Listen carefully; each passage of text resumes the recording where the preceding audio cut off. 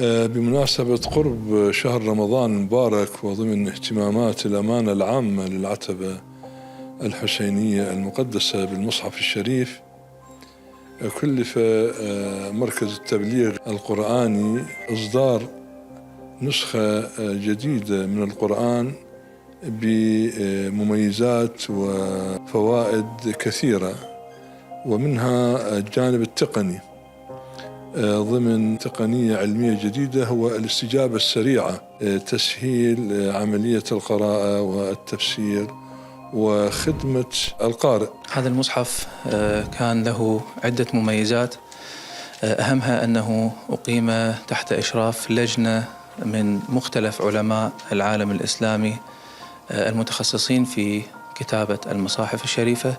بالإضافة إلى إدخال الجانب التقني ضمن هذا المصحف من خلال ميزة رمز الاستجابة السريع المعروفة بالQR كود، حيث يمكن لجميع من يقتني هذا المصحف الشريف أن يستفيد من هذه المميزات من خلال الهاتف الذي يحمله. من المميزات المهمة لهذا التطبيق هو الاستجابة السريعة لمعرفة الصفحة وقراءتها بشكل مباشر، بالإضافة إلى وجود تنوع كبير في الختمات ومختلف القراء العالم الإسلامي، ووجود تفسير لهذه الآيات المباركة.